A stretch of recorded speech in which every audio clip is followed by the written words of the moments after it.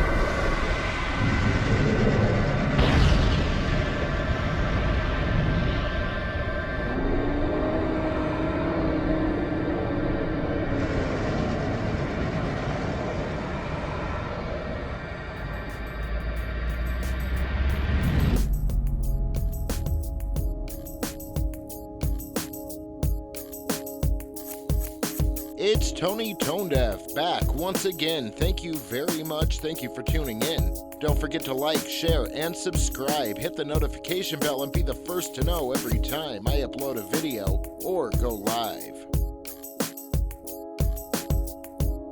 I'm a big fan of good storytelling, and I think it's safe to say that most people are. There are many different mediums, genres, and ideas in general that may constitute as entertainment depending on the individual. For me, The Legend of Zelda is one of the bright spots in pop culture.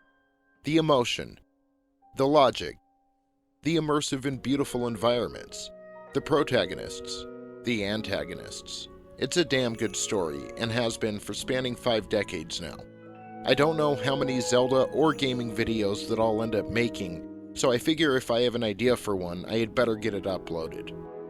I may be dating myself, but I still remember the fateful night in 1987 when my mother and I took a trip to the video rental store and we first laid eyes on the now iconic golden box with the steel crest.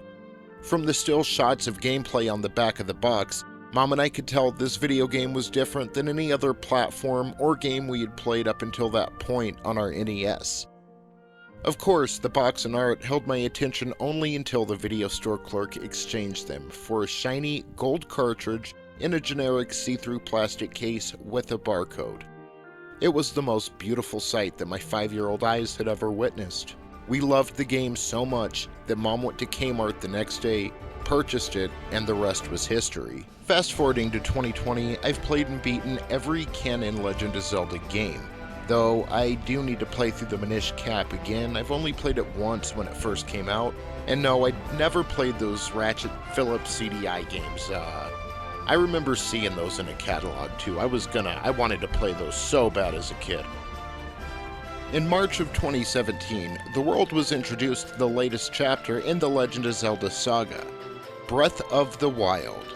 I put emphasis on the world being introduced to the game because I wasn't able to experience this masterpiece until around a year after it was released, and even then I spent probably another 6 to 8 months immersed in what's my opinion, the greatest rendition of Hyrule, and the best open world environment in the game.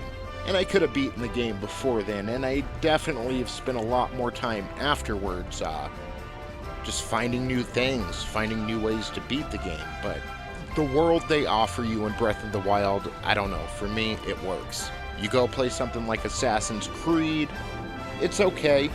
You know, I just don't get the same false sense of accomplishment. All of us want that in the end, right? False hope? I've been looking forward to Breath of the Wild's direct sequel since I completed the game, even before the trailer debuted at E3 2019. And between us, I believe Breath of the Wild will end up serving as a soft reboot to the franchise, and the era of the Wild will play out to be a full trilogy of games. I'm not ready to present my case on a trilogy today, but I did want to discuss a pretty big clue Nintendo left for us regarding Breath of the Wild's sequel at the end of the first game. Before we move any further, I just want to disclaim that this is my first YouTube video on Zelda. I love watching personalities such as Zeltic The Geek Apprentice, HMK, Commonwealth Realm, Game Over Jesse, Nintendo Black Crisis, King K, Xenogamer, and so many others who discuss theories, lore, and delve deep into aspects of the Zelda games that many players may overlook. This helps us as fans to piece together the bigger picture of the story, and it allows us to continue to explore long after the gameplay has finished.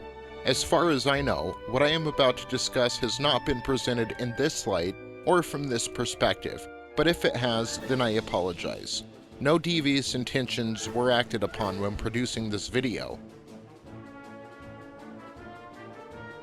So here's the big question. After collecting all of the memories in Breath of the Wild, that hidden scene at the end, was that a teaser for Breath of the Wild's direct sequel? I've seen many interesting analyzations and theories of the Breath of the Wild sequel trailer that debuted at E3 last year, but no one ever discusses the sequel's first teaser trailer. At least, it's not talked about in the sense of it actually being a teaser. If it has, I apologize. There is a lot of content on YouTube, but even then, it should be discussed more often. If this theory is true, it means they're making you earn that teaser trailer at the end of the game, and I like that. In fact, it kinda buffs over the golden poop they give you for collecting all 900 plus Korok seeds. So let's hope it's true.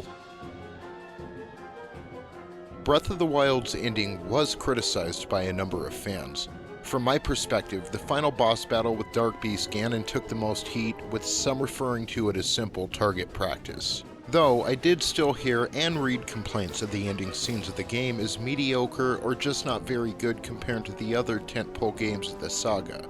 But there may be more to the finale of Breath of the Wild than it seems the consensus would believe. And now, we're going to go ahead and break down this final scene of the game so you can see for yourself.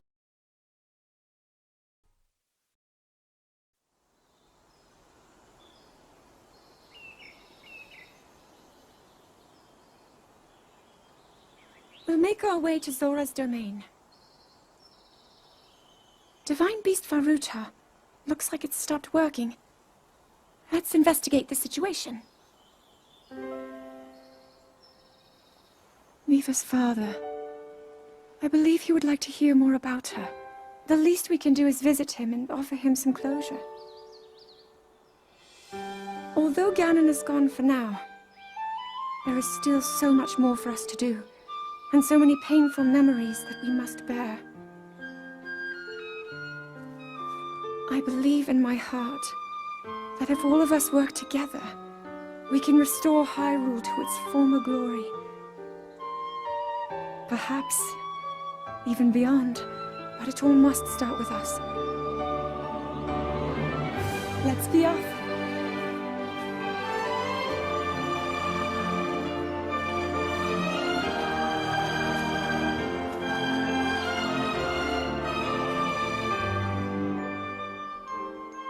I can no longer hear the voice inside the sword. I suppose it would make sense if my power had dwindled over the past 100 years.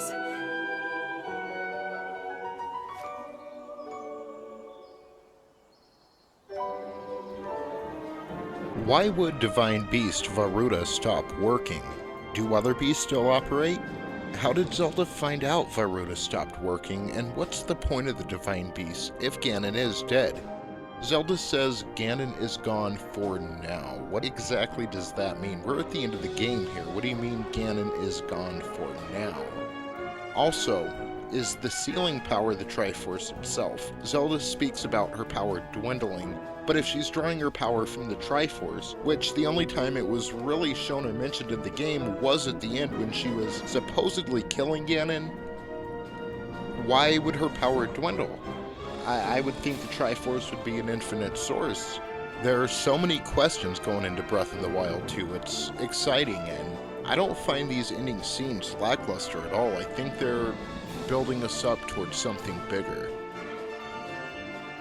I believe the Era of the Wild will be a trilogy, with the upcoming sequel being the dark chapter of the series, featuring the return of Ganon to full power in his physical form, and possibly a macabre or bittersweet ending. I will get into the trilogy more in another video.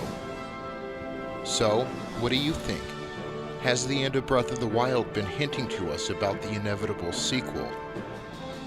Is there anything you noticed in Breath of the Wild that points directly to its sequel? Tell me your thoughts in the comments below, and don't forget to like, share, and subscribe.